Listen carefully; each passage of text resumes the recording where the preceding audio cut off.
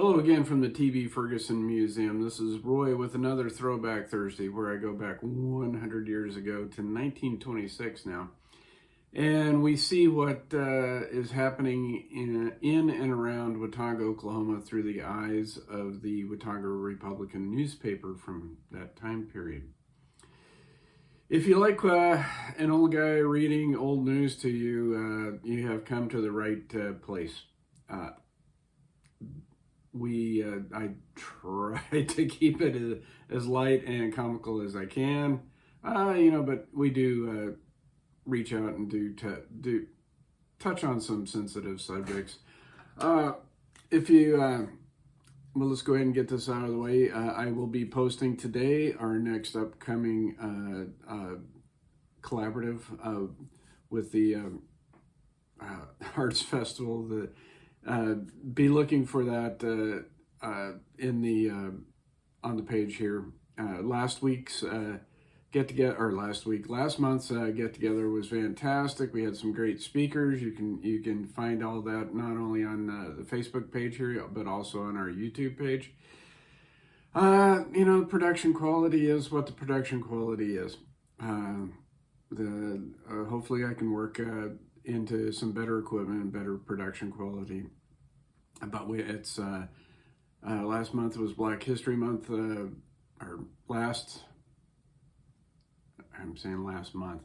The last meeting was Black History Month, and we had some really good speakers, and we covered a lot of subjects, but we had some great cornbread. We had a great meal.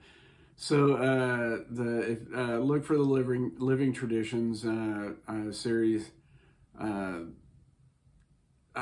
and look for the flyer that's coming out for next month. And if you can be here, be here. It's a wonderful experience. Our Ramona Tallbear always brings great speakers and great artists to the museum here, and it's a really good time just to visit and spend time together.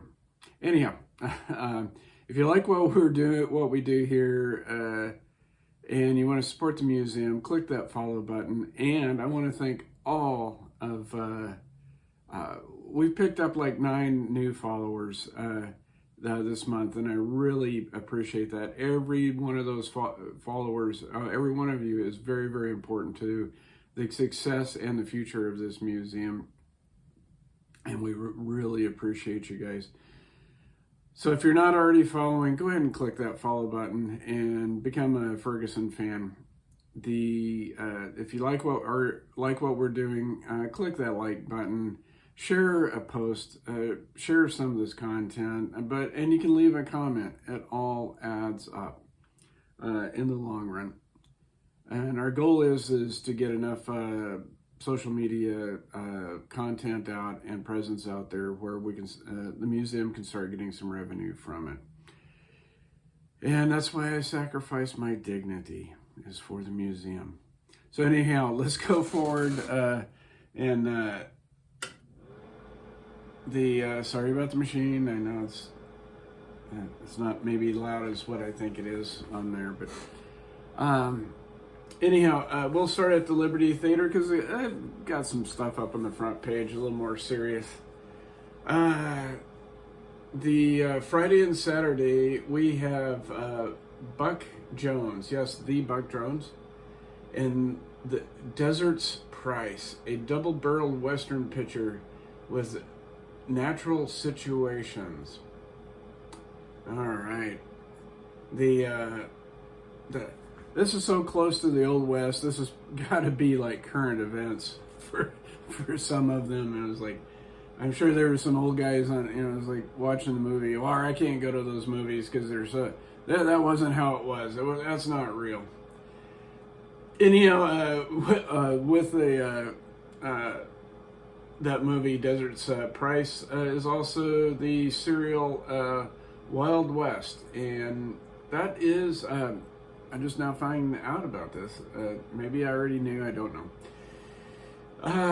That is the 101 Ranch doing a lot of that. And again, I need to get present more of the history of the 101 Ranch. It is definitely connected to a lot of the Cheyenne and Native American people here, because a lot of them were performers in the 101 Ranch. Also, comedy. And Monday and Tuesday, we have Gene Stratton Porters. It's so important, or he's such a big star. He has 3 names. And in The Keeper of the Bees, featuring Clara Bow and Robert Fraser, a magnificent out-of-door love story, as only Gene Stratton Porter could write it. Oh, okay. So he's the writer, not the star. Okay. Dripping with drama and taunt with tragedy, yet with the rosette.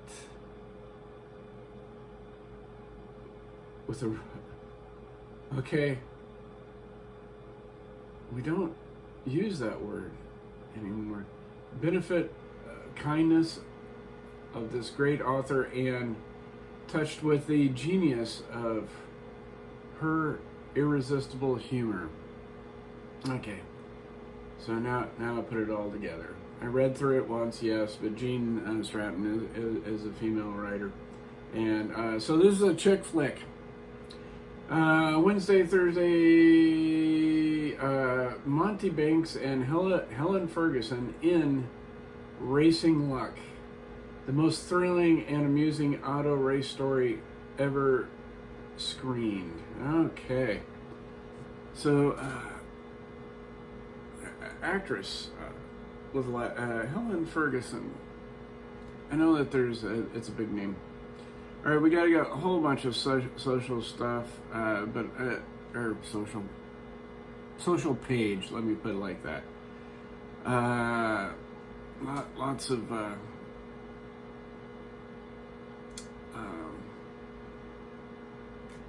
marketing or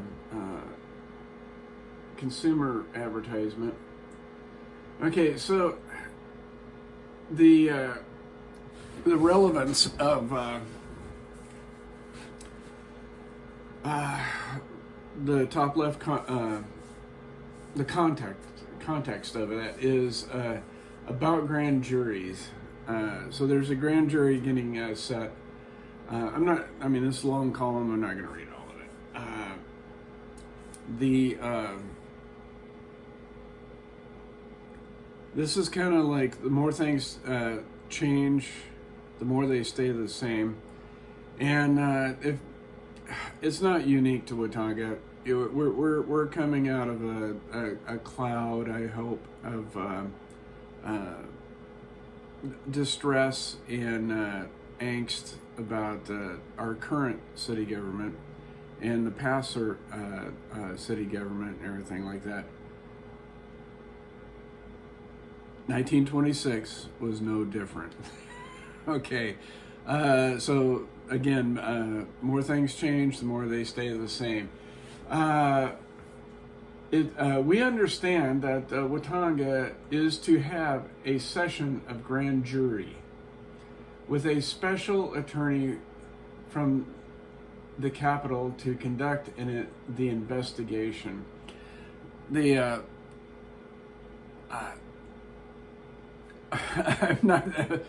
I just really love how some of these things were written back then. We don't speak, we don't write like that anymore. Anyhow, the purpose of the grand jury seems to be investigating city and county officials. If there really is a need for it, we're glad to have it. If someone has been grifting, swiping, drinking bad booze, or worse still, manufacturing it,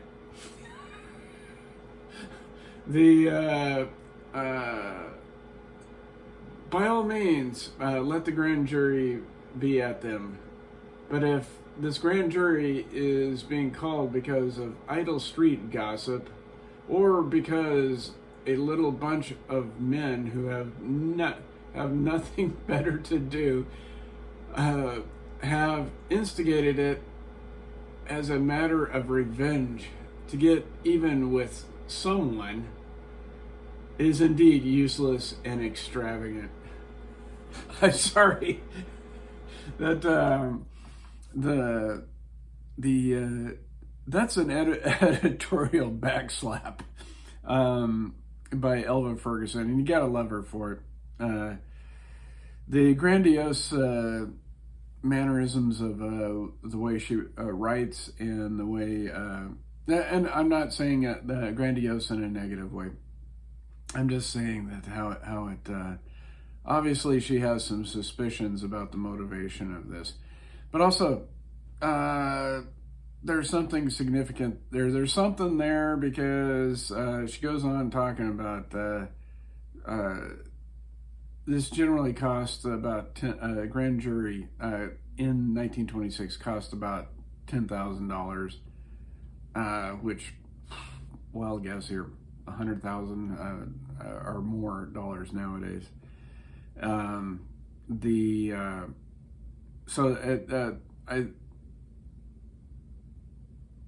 I think there's probably something there, but I found it really curious, and this is just these human nature things that I like to see in historical documents like this. She didn't name, but she did shame a segment of the society here in Watonga, and about all this. And she got her dig in on alcohol too, and prohibition. So this is really fascinating. Anyhow, I gotta quit here.